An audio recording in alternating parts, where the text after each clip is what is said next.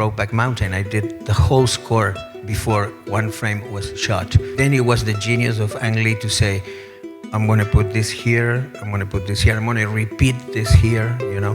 When I saw the first cut of the movie, it was really spooky. One thing I always ask or hope that directors have when they hire me is respect and trust. If the director doesn't have a vision, then we're all lost. On a scale of 1 to 10, how worried are you about AI in this industry? There will be people who want AI music, go for it, but there will always be people who want the real deal, and they would be willing to wait for a composer to take their time composing to get that.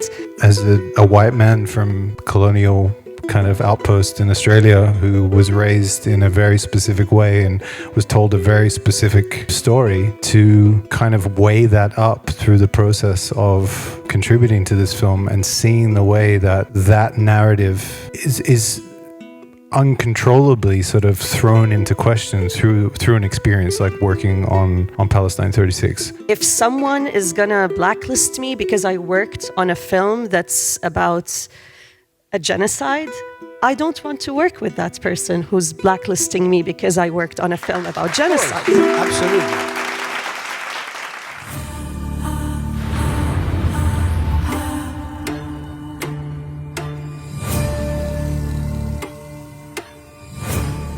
How's it going? Okay, I'm excited about this talk because a lot of times at film festivals we talk about moving image, and we don't spend a lot of time talking about music, and obviously sound is half the battle.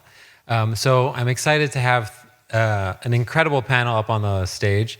We have on stage 3 incredible musicians from around the world who are doing incredible work, so I'm going to invite them up onto the stage. Please join me in welcoming Gustavo Santaolalla, Ben Frost, and Suad Bushnaq.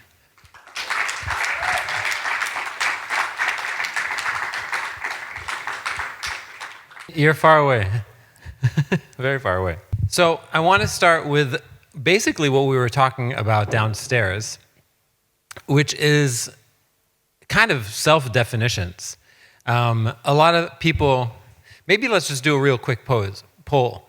Raise your hand if you feel like all 3 of these people define themselves as film composers.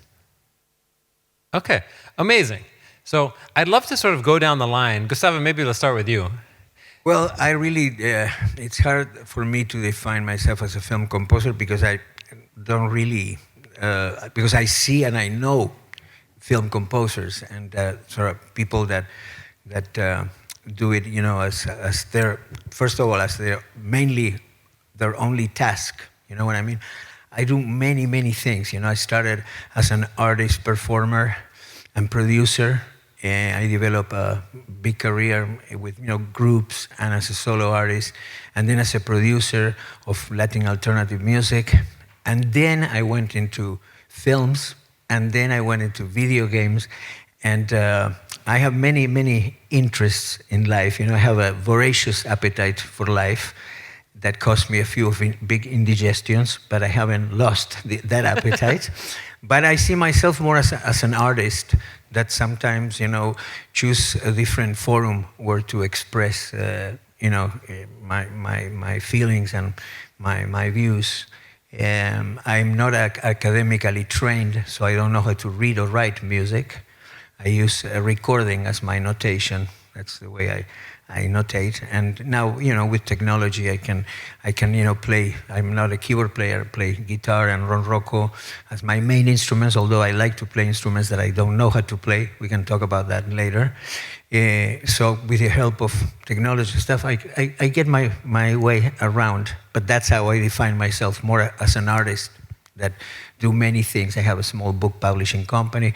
I write. I do different things. Amazing. Ben, what about you? Suad.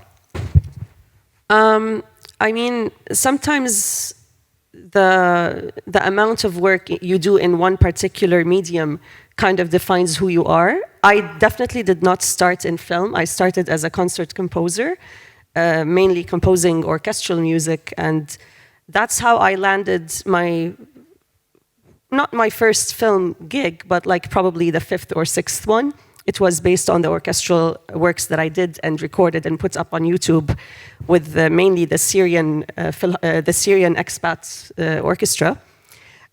But I do consider myself a film composer because just by virtue of the amount of films I've done and by virtue of the number of directors who contact me versus the number of orchestras who commission me, I'm more a film composer right now. And also there's this aspect of, if you look, for example, for example, Max Richter. Max Richter has composed some of the most beautiful music in the world. Like, I'm pretty sure a lot of us know On the Nature of Daylight. It's one of his most famous pieces. But he's not particularly a film composer. He composes his own music, and then his music gets placed in a lot of films, to the extent that even a film like Arrival, which was scored by the late Johan Johansson did the entire score, except for the flash-forward scenes in that film. They used that very famous Max Richter piece. So, which cost him the Oscar, which cost Johan Johansson the Oscar, exactly. So, yes, personally, I consider myself more like the Johan Johansson, type of composer. But I think my ultimate dream is to be more of a Max Richter, where people are hiring me precisely because they want my particular sound. Interesting. Ben, what about you? Yeah, I mean, this is a really kind of fascinating and nuanced conversation that I think the subtleties of these differences are really lost on a lot of people. And I think especially now there is a huge amount of misunderstanding, I think, among a new generation of filmmakers who don't see those nuances and misunderstand the idea that there is a huge amount of light between someone like Suad and myself and Gustavo, who are making work in very different ways, but ultimately whose voice is being channeled through the film, through the medium of film. And so it all sort of comes out not the same, but like it comes through the same channel. And so the way that we kind of learn to understand, okay, film music, film composition, being a film composer, that's this one idea because it's all on the screen. But actually the way in which the three of us come to this space is very different. And I think for myself, sort of, it is much closer to what Gustavo was sort of mentioning before, which is, yeah, I consider myself first and foremost an artist who works across a variety of mediums, but one of those happens to be film. I want to say a couple of things. First, that I also have tremendous respect and admiration for like what Suad does, or for professional people. I mean that do whatever they do, composing, building furniture, creating, painting, whatever you do. I mean, if you're devoted and you love and you put passion and dedicate your life to do every day, that I have tremendous respect for that. I don't consider that there's something that is better than the other thing. But I have happened to me very similar things like what you were mentioning about Max Richter. I have a piece called Iguazu that comes from an album called Ron Rocco, that was used by several people. It was used first by Michael Mann in The Insider in a very key moment of the movie, and it's a feature cue, which at least there in the States, a feature cue is when the music takes over for like more than 2 minutes with no dialogue or anything.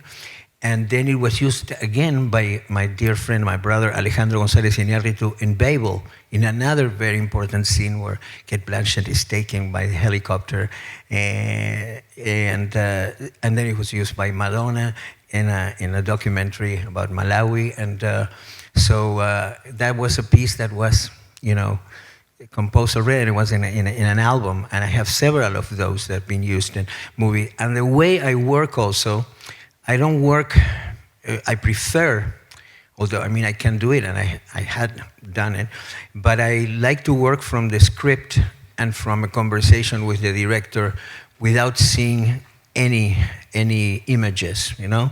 So really my connection with the story and the characters. And the biggest, so in everything that I've been involved, which are much less movies than what Suad has done, I always, at least 70% of the music I've done prior to see anything. And the biggest example is Brokeback Mountain. I did the whole score before one frame was shot. And then it was the genius of Ang Lee to say, I'm going to put this here, I'm going to put this here, I'm going to repeat this here, you know. When I saw the first cut of the movie, it was really spooky because, I mean, the music and the movie were so entwined, so, you know, so together. So I like to work very much like that. And of course, working in a video game demanded that because you only see stuff moving 3 years after you've been working in the music, you know. And what is interesting is that Ang, for example, will play the music to the actors and will listen to the music. And in the case of The Last of Us, Neil had even wrote a new thing for the game after some pieces of music, because I was delivering batches of music every 6 months or so, you know. So after the music, so it becomes a kind of a different relationship between the composer or the music and the film. Does that tickle you? Sorry, I just want to say that Gustavo's music is so iconic with his use of the Ron Rocco that now one of the biggest producers of sound libraries or VSTs, Spitfire Audio, released the Gustavo Santaolalla Ron Rocco samples so that people like me can start writing with his style. But but my dream is, I mean, if you want to do Gustavo, you can do it with a Spitfire. You can do. I mean, there's stuff that I do, like my arpeggio stuff, that I didn't do. So it's not that you're going to press. Of course, you have to learn how to do it. But rhythms and stuff, yes. But I think the most interesting, or what I dream about it, is what people are going to do with an instrument that is different of what I do. You know, because I feel that the instrument, in particular, now talking about the Ron Rocco, is an incredible instrument. The register that it has, and it's. I feel proud that I have made it an instrument of the orchestra. Like, you know, it's an instrument that comes from the Andes Mountains, right? I mean, from that area. But I write music that doesn't necessarily is music from there, right? And I've never had anyone, I mean, I wrote the main theme of The Last of Us with the Ron Rocco in a rhythm that is kind of a rhythm of a chacarera, which is a rhythm that comes from Argentina. Nobody ever came to me and said, oh, that beautiful instrument from the Andes Mountains that you use. No, because somehow, you know, it can be integrated because it has a register that is just perfect. It's not like a guitar, it's not a mandolin. So I'm wondering what people are going to do with that is different of what I do, you know? So I have a question, and this is to all of you, but Gustavo, I want to get to you. How do you feel when collaborators take your work and have, you know, deduce a completely different emotion from it? And they're like, oh, cool, this is interesting, and they take it sideways. Does it tickle you? Are you like, all right, you sample this, everything's a remix, go for it? Or does it kind of drive you crazy? Ben, I'm curious. Does this ever happen? I live for that experience. Literally, I manifest that in as many ways as possible. For example, on the most recent collaboration with Anne-Marie Jassir on Palestine 36, nothing that she received from me. You know, I was writing from the script. And very much kind of in conversation with her and that film long before it started shooting and through the entire process. But when I was delivering music to her, I was very, very consciously even down to, every file needs a title, needs a name. You have to name it something. And there was never, ever anything handed over to her that was, this is for the scene where this person does this. This is for this particular idea. It's always very obtuse and as abstract as possible as a way of, inviting that process in on my side, where the editors are able to work with it, where Anne-Marie is able to listen to it, and I'm not like coloring the way she hears it, not coloring the way that they're sort of using it. I mean, I can be suggestive about things, and obviously I have an idea in the back of my mind of how I think it might work, but I have seen over, my short career many times how amazing it can be to have that sort of, to kind of invoke that sort of almost Kubrick-esque experience of somebody just dropping a needle ostensibly onto your music against this immovable object of film and inviting this conversation to happen between those two things that I think is a very, very different thing to the approach that Suad is kind of describing, which, for me sounds so much closer to like it's about nuance and tailoring. It's really, you're working with the sort of the intimate sort of detail of the body of the film, and you're trying to make this thing that just like fits it absolutely perfectly. And it's such an incredible craft to be able to do that. But I don't kind of have those tools. For me, it's much more about, kind of just invoking this randomness. If another filmmaker or creator took those ingredients, aside from Anne-Marie, right, and said, ooh, cool, I'm going to remix this into a whole new set of dishes based off a whole new set of recipes, is that something that you're excited about, tickled by? Like, Gustavo, you were mentioning this idea that this music that wasn't meant for film is used by all these different directors. Are you, with, I'm sure, different emotions and different moments and different techniques? Is that exciting? It's always exciting to have something happening to your music, or see the intervention of somebody doing something to your music. It's always exciting just from the go. Now that doesn't mean that is something that perhaps works or it doesn't work, or I don't know. I mean, it has to be. It's on a per event judge. I will judge it. I mean, as a starting point, I don't have any. As a matter of fact, I mean, many times, and we know this, all of us, you deliver stems to, and sometimes, for example, I mean, I did a work with another great musician and dear friend, Juan Luqui. We did a series called Liebes Kind, Dear Child, which was one of the biggest series for Netflix last year. Came out from Germany, and it ended up winning the Emmy in the United States for Best Foreign Series. And we, like usual with a project like this, I mean, we read the story and stuff and produced a bunch of music inspired by this. We sent it, and the editor, which wasn't a music editor, it was the editor, but she started playing around with the stems and brought us something back that it was fantastic. It was unbelievable. It was great, And so I think, I mean, I'm totally open to that, and I think it depends again if it's happening or if it's not happening. But I'm not against it by no means. There are a lot of young creatives here, or early career creatives, directors.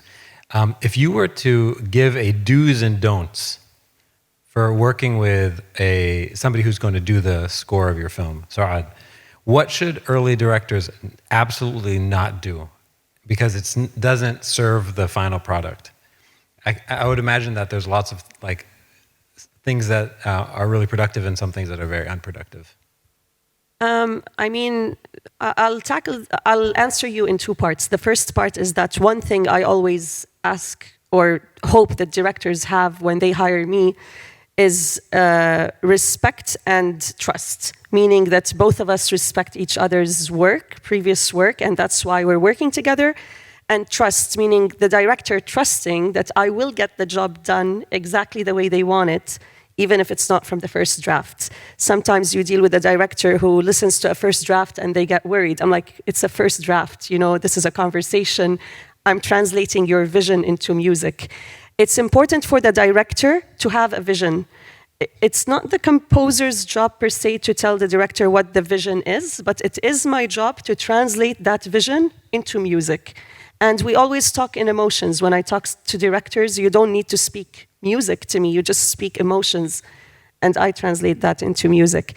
And the other point I want to mention is something that Richard Bellis, who's a great composer, and he wrote a book called The Emerging Film Composer, and he mentions this concept of an expert versus a servant, meaning that, you know, a film composer is a servant to the film and the storytelling, and that's why we are craftspeople when we are tailoring the score to the film. But we are also experts. We know what works and what doesn't work by virtue of working on so many films. Just like if you go to a tailor and you want them to make a suit for you, for example, the tailor would know what fabric works best for the type of suit you're requesting. So it's a combination of this balance between trusting the composer and also giving them room to do their thing. One thing that I was going to say, I mean, one thing that you said was exactly the first thing that I thought about it. One of the most important things is that the director should have a vision of what, you know, because it's his film, you know. And we're talking about, obviously here, about films conceived by an artist, by a director, because there are production house films in which the director is also like a musician hired to provide a service, but it's actually, you know, a film conceived by producers, you know, different type of film. We're talking about, I guess, more films like, you know, like an Iñárritu film or an Ang Lee film, or, you know. So the vision is super important. If the director doesn't have a vision, and it's, you know, then we're all lost, because we are providing a service. You know what you were saying. I mean, we are. The only thing that I will say is when you say, because we know how to do things, you know, that you do it this way, this works, this doesn't work. That I'm not that sure, because I'm a true believer, of course, also with the age that I have and the years that I have, I believe in experience always, you know, the fruits of experience. But I'm a super advocate for the fruits of inexperience, because inexperience also makes you take a turn or something that with experience you will say, I know this works, you should do this like this. And somebody that doesn't have experience maybe, and you go, oh, I didn't even think about this, you know. So I think, I mean, we always have to rethink about what works and what doesn't work. Because again, we also know this, that sometimes things work in a very organic and normal way, right? I mean, but sometimes things work in a very contrast way. Like you have something that is very violent and you have some music that is very peaceful, and so forth, right? I mean, so there is not really, although we know, especially when you are a professional and you do it more like in an industry thing, yeah, well, this works, this doesn't work and stuff, you know? I mean, I lived some of that too when I had to do my animation movie, Book of Life, because I love silence, and I love silence in my pieces, and I love silence in the movies too, because then music becomes more relevant for me, right? And animation, you know, is music, music, music, music, music. So it was different for me, you know, to do something like that. And then, yeah, lots of things you go, okay, this works, this doesn't work. It's easier to realize that, you know? But I do agree with you that there's a lot to discover when you open that door for experimentation. Correct. And lack Absolute. of experience, and to keep an open mind. And you have to. That's where the magic is. You have to. Yes, I agree with you on that. Yes. I have a question about, and maybe we'll just do it this way. On a scale of 1 to 10, how worried are you about AI in this industry? I mean, if somebody was just watching the news, they would say it's 400 out of 10. It's the end of so many parts of the creative world. Are you worried? Out of 10? I am not that worried. I mean, I'm. What do I say? I mean, I pay attention to it. I remember when samplers came out and everybody, all the musicians said, wow, we're going to lose our job. Still, today, when you want a nice score, you want 60-piece orchestra. There's nothing like that, right? When they go, you can have the best samplers, everything, but there's something about that is unique, right? Well, in this, I know that it's a great tool, and it's going to, because making music, right? I mean, has two very, very marked facets, okay? One is the creative, the creation, and the other one is a more craft. You can design a piece of furniture, right? But then you have to build it, right? You have to put this. So it's two different things. AI is going to be, very, very useful to do the building, but the creation has to do with pathos. The AI doesn't feel pain, doesn't have existential anguish, doesn't have what we have. You know what I mean? This pain, this thing that we're born, that we know that we're part of something, that we were taken away, but at the same time we are a universe on ourselves, but at the same time we try to make a couple to see if we can put this universe together, I mean, that existential anguish, that pain, those things, AI, no, we might rationalize it, but, so that's why I think that I'm not afraid of that. It doesn't hurt the way we hurt. Yeah. I mean, I guess I would think about it from the other side of the question, which is what would be the difference for somebody like me in that sort of future AI scenario from what it is now, which is to say, the number of times that my scores have been very obviously kind of borrowed, let's say, in that's a nice term. other people's work, or in another context where some obviously quite talented composer has been asked to ostensibly replace my work in the temp score and make it kind of work in a way that's not going to be liable for any repercussion.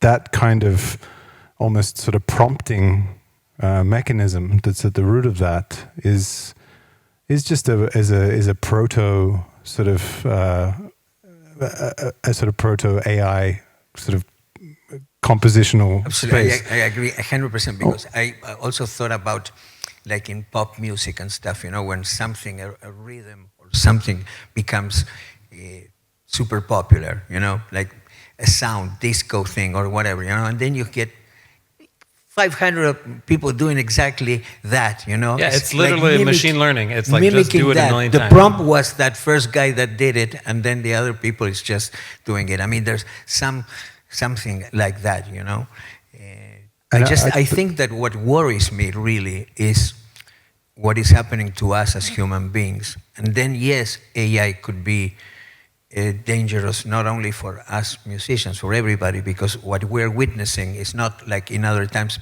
people would say, oh, always things from the past were better, No, this is not like that time, like our parents or our grandparents, we're witnessing the transformation of the human being.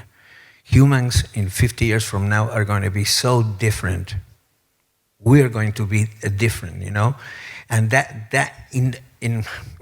if we keep on being stupidized by the technology and all this, then of course AI is going to be, because that's what is going to rule. But it's not because of AI in music. It's because of what is happening all around technology with us and what's happening with us as human beings. Yeah. I feel that there always will be a clientele for every type of, there will be people who want AI music, go for it, but there will always be people who want the real deal, and they would be willing to wait for a composer to take their time composing to get that. The same way when, there's fast foods, there's diners, and there's Michelin star restaurants, Yes. and none of them are going out of business, right? Yes. So I'm not really worried. Yes, and, but to do things that you're not supposed to do. That's, creative people, that's what you do, you know what I mean? We have that possibility. That's what I always feel, that art gives us the possibility of, putting a house in which, you go inside of the house through the chimney and a tree is upside down and there's a cloud that is on the floor. And that helps us keep our sanity. So art and this possibility of reorganizing reality in a crazy way is what keeps our sanity. That's where always fascist governments and stuff, one of the first things that they attack is art, because they don't want that expansion in your head. And that expansion, that craziness, quote unquote, is what keeps our sanity.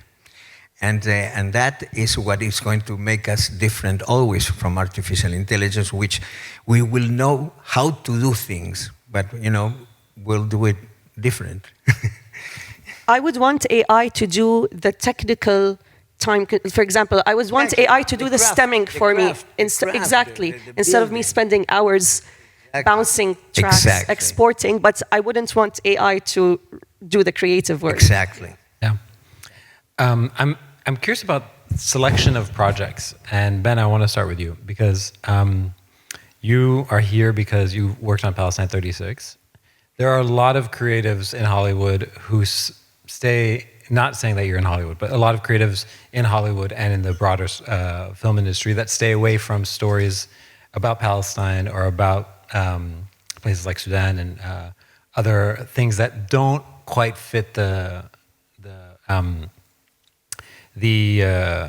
appropriate signed upon stories. How long did it take you to say, okay, yes, I'm doing this. This sounds great, and the repercussions I'll deal with later, or was there thought behind that type of thing? It's for me. It's very simple. First of all, I consider it a great privilege to have been able to contribute to that film, and furthermore, that film was made by one of my oldest and dearest friends, who gave me the opportunity to work with her on that film. And I don't know how much she thought about that, but I've certainly thought about it a lot since, how deeply that experience has affected me and has certainly forever changed my perspective on on storytelling. I think as a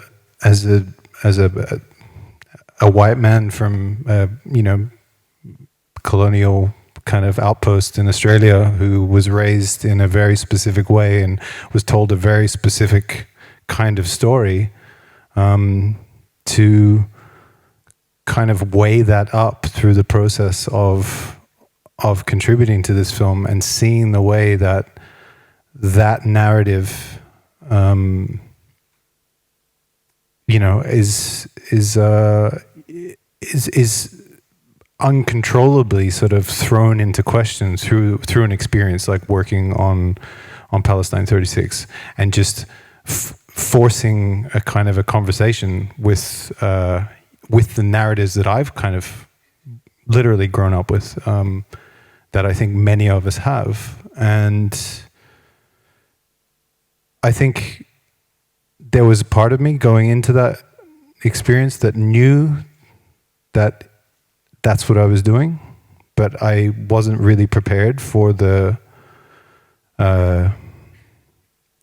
sort of the overwhelming effect of that sort of crushing realization, honestly, that okay, here's another layer of delusion that you're now peeling away at 45 years old, and kind of having it sort of stare you right in the face.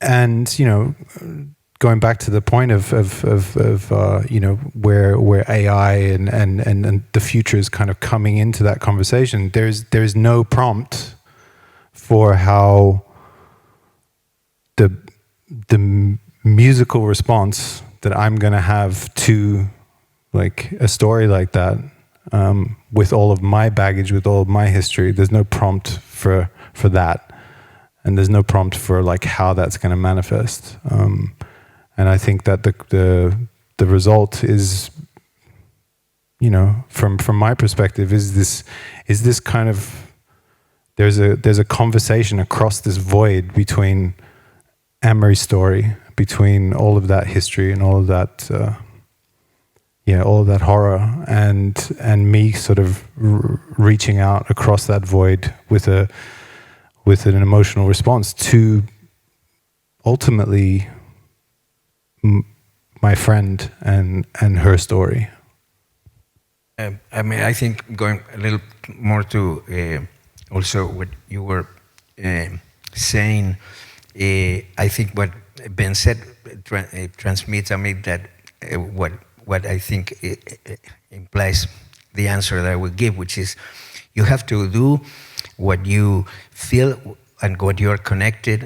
You have to keep that honesty that has to do with your position as a human being in this world. You don't consider what consequences that is going to have. I came from a country that were, during the 70s, at the hands of the military junta, 30,000 people disappeared. I was put in jail since I was 16 years old many times, just for 24 hours, 48 hours, because I didn't do anything. I just had long hair and played an electric guitar.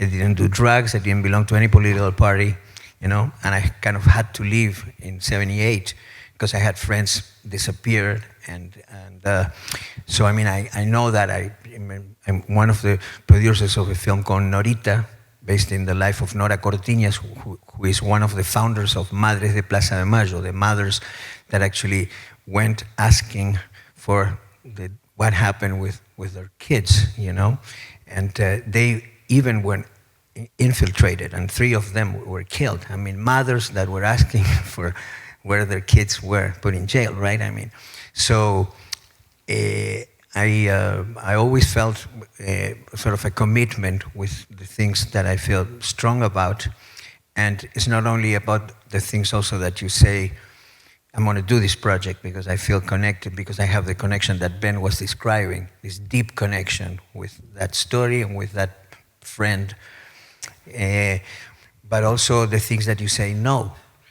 I had a moment of a couple of years in Los Angeles in which I did advertising. My dad worked for many years in Walter Thompson in Argentina. I grew up, when I see Mad Men, I go, well, that's my dad, So, and I grew always like very distant from advertising, like thinking, okay, this is something commercial. But for a moment in Los Angeles, it was for me was like going to college and being paid for, because I learned a lot. It was when I started working with computers, and I had to learn different rhythms and things because I had to compete, And I was working a lot with, I really, it was coming out of a moment in life when I was opening the fridge and there was echo in the fridge, right? It was like, oh, nothing, nothing.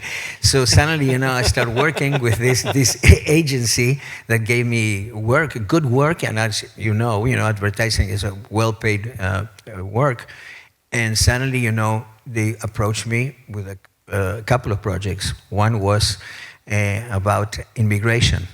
What is now ICE, this horrendous, that tap into undocumented people, that they call illegal, but for us, they're not illegal, they're just undocumented people that went there trying to find a job and actually do the job that people there don't want to do, And it was tough for me, because it was the people that were giving me work, and they can also get offended, And it happened twice, one with the immigration and another one with the army.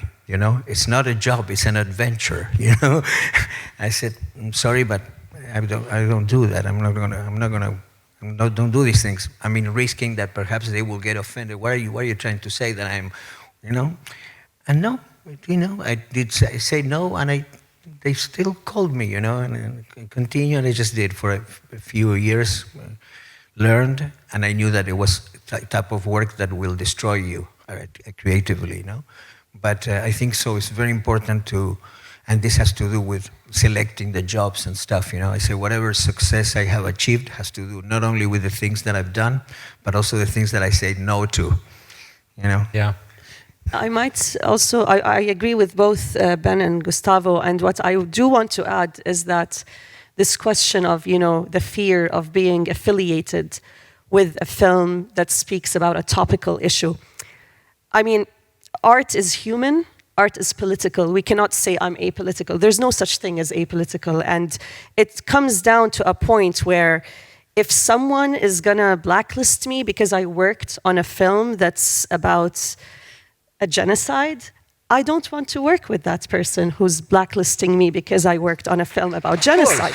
Absolutely. So, yeah, it comes down to knowing when you go to sleep at night, did I do something that's aligned with my own values, with the values I'm teaching my son, with the values I want, the future generations to live with? And, if I lose jobs, then so be it. Brokeback Mountain took 10 years to be made. Nobody wanted to touch that movie. It's a great comparison. I'm glad you brought it up. Nobody wanted to touch that movie. And still today, I believe the next Oscar, they're going to do something, movie turned 20 years this year, so they re-release it in movie theaters, and there's a re-release of the soundtrack and stuff. And I think that still people say that, it was ridiculous that didn't win Best Picture that year, really, but they wouldn't give it because of prejudice. That was the only reason, because it was, everybody knew that was the film that should have got the Oscar for Best Picture, but they couldn't do it, believe it or not, Yeah.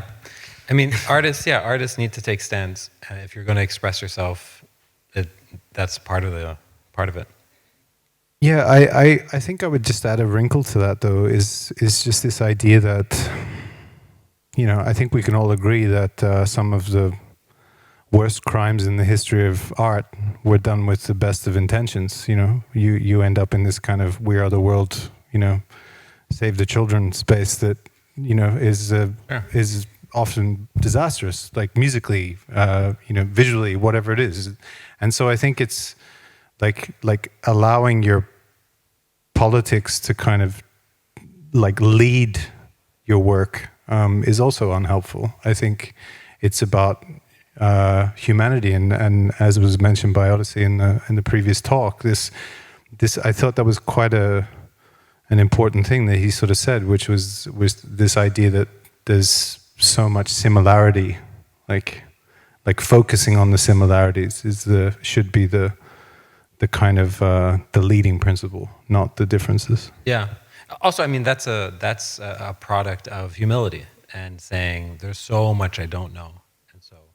I'm going to lean into that, and I'm going to approach this task with humility and with a sense of authenticity. Also, like what we were saying, okay, as musicians who are doing the music of a movie, we are providing a service, right, for the director or for the movie staff. As artists in general, we're providing a service to the community. As artists, it's important. What do we do with that gift that was given to us, and that we use that gift to actually say things that are important, that talk to people in every aspect. And of course, when you see the injustice and corruption and, everything that is going on in this dystopic world, I like to think that when I was a kid, I used to think of a bright future, with flying cars, no diseases, no wars, and when I look at my kids now and my grandkids, it's such an awful world, and thinking about whatever future is, there's no future. It's terrible, Thank God there are parallel realities. Perhaps we can sneak into a parallel reality, and since past, present, and future are happening at the same time, we can observe by our observation and paying attention, change this illusion, and make it something positive and fair for the world. And we as artists have that mission in a way, Especially because we're not physically performing life-saving surgeries, for No, example, no, or it's- going to war zones and helping. So the least Correct. we can do is serve society with our art. Correct. We're going to open up for some questions. I see one hand here. Where else? I see one hand here. Anything else? Great. So let's start here. Number 1 right over here would be great. And then number 2 right over there. Number 1 over. Can you raise your hand again so that she knows where to find you? Hi there. It was a great talk, and I really appreciate about all of the points in which you talked about. I have a question, and hold on, sorry. When you're designing sounds, it feels like, I mean, correct me if I'm wrong, it has like at least 4 layers that we're talking about. You have the space, you have the dialogue, you have the movements and the actions of those individuals, and then you have the sound that you create from that space, either by or like designing that sound. How do you try to integrate all of those layers into each other? And do you need to sacrifice 1 or 2 in order to amplify the sounds of others to serve the script or the scene itself? Thank you so much. Yes. Great question. Yes. Sacrifice. Many sacrifices. The things that are left behind, at least in my experience, are the vast majority in that conversation with the film, because it ultimately, like the things you're talking about, I think are, if we consider those as objects, the most of those objects are by often at the time that we're able to come into the conversation and actually start working with the film itself, like the actual edit, the thing that's on the screen. Most of those objects are already by that point immovable. And so whatever it is that we've made, whatever it is that we've sort of envisaged, ultimately have to kind of, it's a one-way conversation from that point in time. The rest of it's not going to change. I will add to that because I compose to picture, first of all, I love your question because you mentioned the word layers, and that's something I always talk about when talking about film scoring. You have picture, dialogue, sound effects, and then music comes last. When I compose, I always have the dialogue on. I never silence or mute the dialogue when I'm composing to picture, because that for me is the solo singer. Dialogue is like a solo singer, and I need to carve my music around that to make sure I'm not stepping over that voice, the dialogue, like an actor. So let's say, for example, there's an actor or like a person on screen who has a very baritone or very low voice. I'm not gonna put a cello with that voice because the frequency of that instrument would clash with the frequency of his voice. And vice versa. If it's a child speaking, I can easily, hold their voice with low frequency sounds. So it's really about carving space for dialogue and not stepping on top of it, because I learned that the hard way in one of the first films I did, where it was a documentary, and the editor kept getting back to me. It was my second film, actually, and the editor kept getting back to me, telling me, Suad, can you please just remove the Qanun melody? It's really like, clashing. And in my mind, I'm like, what does this editor know? Like, does she just not like beautiful music? And lo and behold, in the mix, my music had to be super low, barely there, because it was clashing with dialogue. And it was one of the biggest lessons I learned in my life. And I sent her a long thank you email, because you always have to carve space. Music needs to support, never overstep. It should also not overstep over sound design, which is why composers, we always also get connected with sound designers early on to make sure that if there's a scene that has heavy sound design, then I step away a bit and do something less, less expansive, and vice versa. Can I ask a question about this as well? I always think about myself as a moderator. If I do my job well, nobody notices me. Do you think is that how you feel about music? If somebody, no, tell me. I do a little bit in the sense that Ben is like, no, No. notice me. Look, I agree and disagree. I'm going to tell you why. On the one hand, a good score, an excellent score, and let me know if you disagree. You shouldn't feel, oh, music came in, or like it shouldn't really be overwhelming, except if it's a montage, opening credits. There are specific places. I you love fully disagree. this because it's like you and I could not be further apart. This Okay. Yeah. No, But in outpoints in but I love particular- this because I think it's really important that people start to understand that there really is a lot of space between ways of kind of being a composer in film. Because I think that when I hear you talk about all that stuff, it's like I find myself sort of saying, well, no, I would never do that, or like it's like a really clear kind of distance between the way you and I work. But it's like the way that you approach things it's a different art form. It truly is a different art form, and I think that getting to kind of understand that is a really important thing. Very fun. Well, I think that really is impossible to say that there's one way to tap into scoring a movie. And it's so different, and because sometimes, and we all have to, I think, deal with this. I mean, you can have a piece of music that is written beforehand, right?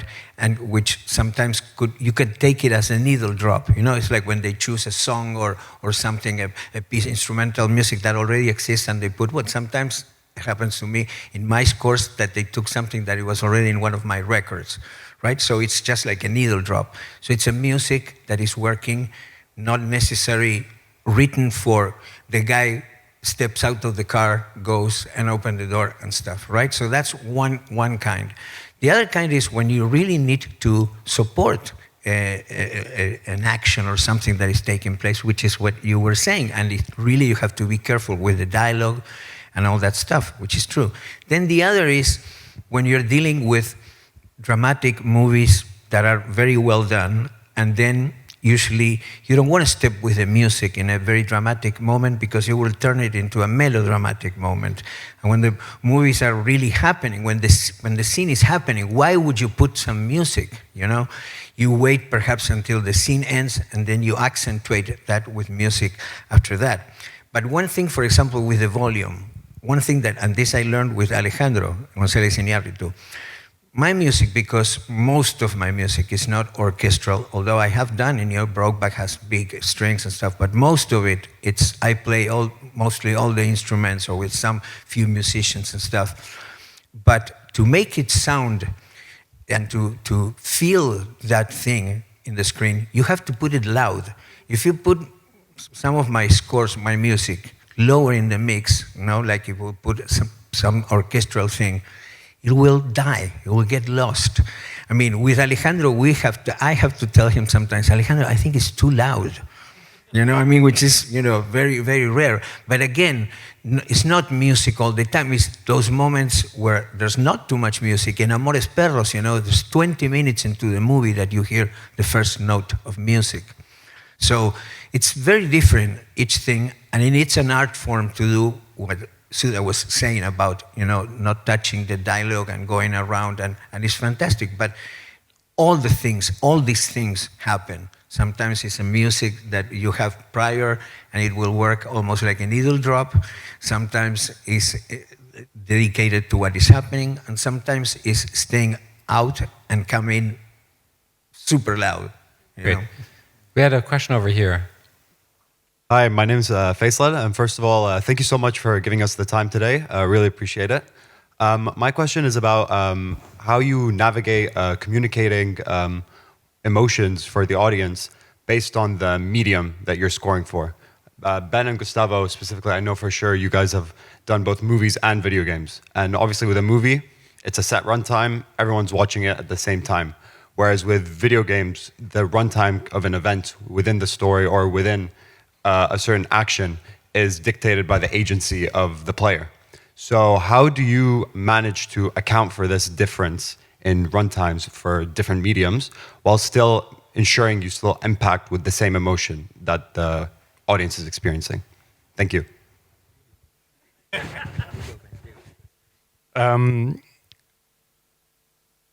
I think for my kind of way of working, the time is not really relevant at all, because it is a conversation with an idea, and it is a conversation with this kind of emotional resonance that I'm looking for, like trying to achieve. And you know, the question I'm often asking is, what is this going to do to the picture? You know, like when you put this thing against that thing, what does that mean?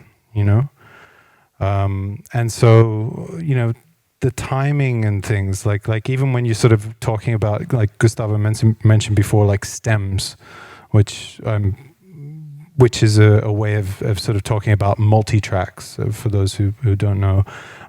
But those multi-tracks, you know, when you step into a video game engine, those multi-tracks actually can have, they're not a linear timeline. It becomes, you know, they're looping things that are action-based. Like when the guy walks through the door, this part of the multi-track starts. And when the monster appears, then, you know, the drums kick in or whatever. So you're sort of building, it's much more about building an environment or an ecology of music that all kind of operates in a way that it kind of forms this weird organism, but it can also mutate as required, and that comes back to what you were saying with layers, you know, that I think the mechanics of it are really not that different. I was going to say, I think it's all about storytelling, and that's what, for example, when I wrote the music for The Last of Us, I never thought I was composing a music for a video game. I was composing music for a story, for a great story that could be done, then it turned into a film or into a puppet theater piece or into anything, because it was a great story. So when I'm composing, I'm thinking about that. Then it comes how to adapt that to, and you know, at least in my case, I mean, I work with a team, and I work also in the case of The Last of Us with people from Sony PlayStation. For example, for the first The Last of Us, they create this device that is fantastic. You know, usually I'm a terrible gamer. I don't know how to play. I will stay hours against the wall going like this. But my son was very good. But you know, when in video games, when you go from different phases, different places, right? To move to the next level, you have to go. Sometimes you stay in one level trying to find the exit. No, so the music actually repeats, right? And repeats and repeats. Well, they designed something in which we took some of the stems of something that I've done, right? And they move randomly like this, right? So actually, you could be hours in that space, and the music will never be exactly the same. Will mutate, you know what I mean? So, I mean, you work in conjunction with other people. The same thing, you know, for some of the action stuff.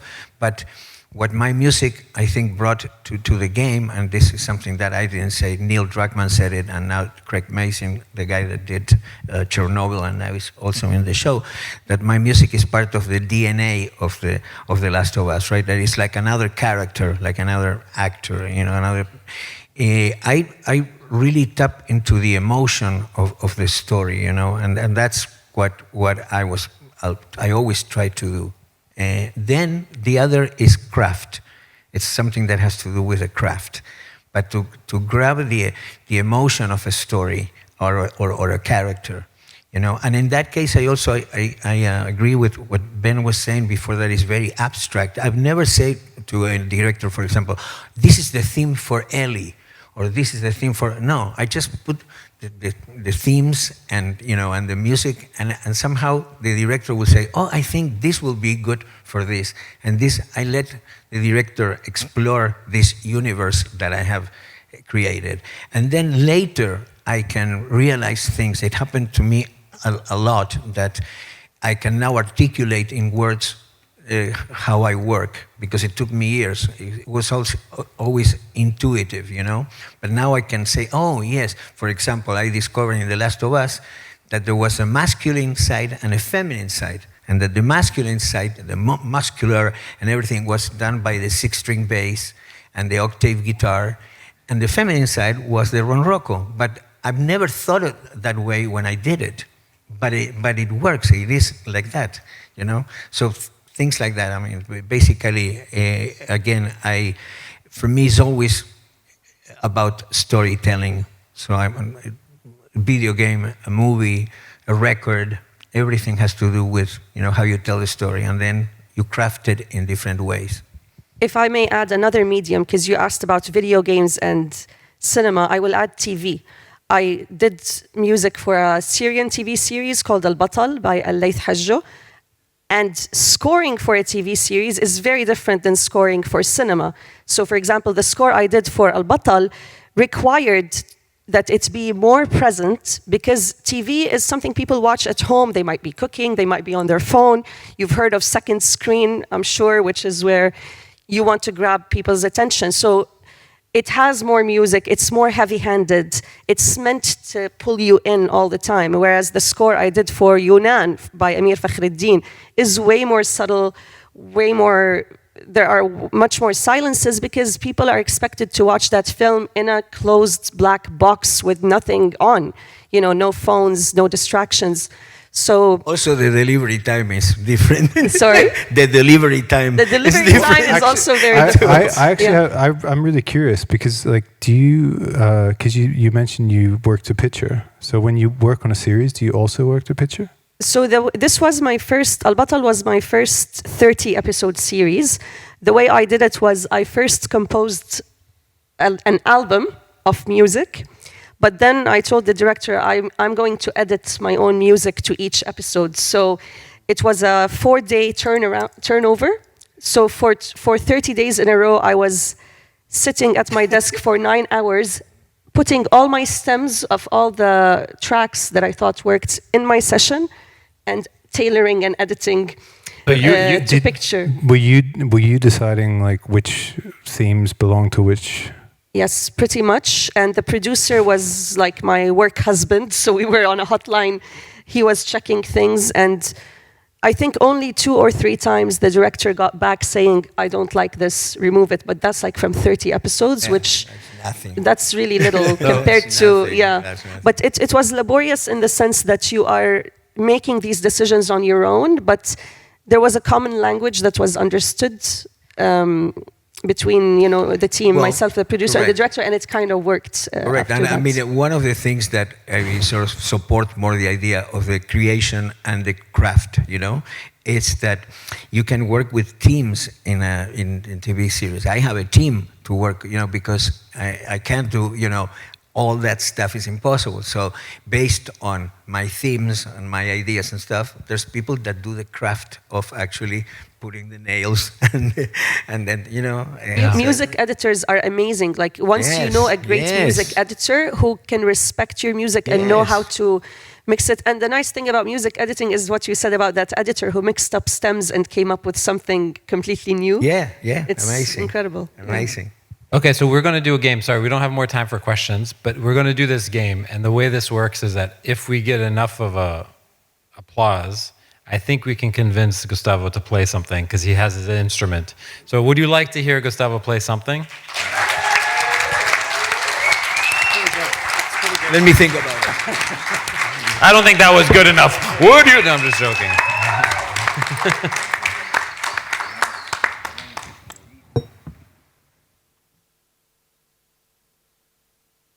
This is such a treat.